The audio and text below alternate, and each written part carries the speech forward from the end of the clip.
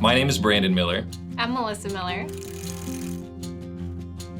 What made us want to do the Life Plan Retreat? Start with the story. Well, we had been able to observe the Gormans' ministry and relationship through personal coaching with them. I felt like at the stage of life we were at, we loved our lives, our marriage, our kids, but we felt like there had to be something more. To have a weekend blocked off to really just dive into that was really life-changing, but we were looking to go from really enjoying life to realizing, okay, there's got to be a next step for us. The concept of coaching to me was really intimidating at first, but as I met the Gormans, as we began to get into coaching, I began to see the fruit of that. It made the Life Plan Retreat a lot more exciting because I knew what I was in for. It was going to be what I'd already seen, but at a much more in-depth and intense level. Seeing the process of him go through coaching was what made me want to start doing it. I saw the results. But I think the Life Plan for us allowed us to kind of own our own goals, own our own vision, and our own purpose.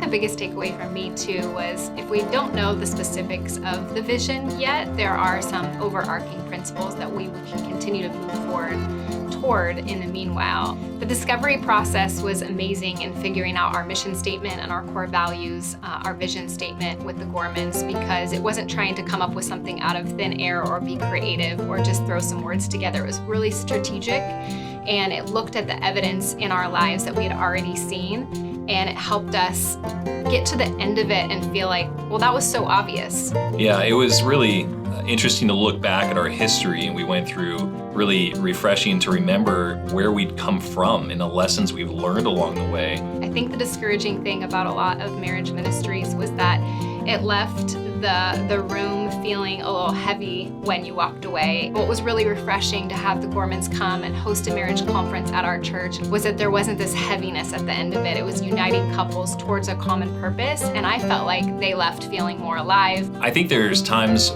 that we can be comfortable and float by and think everything is okay.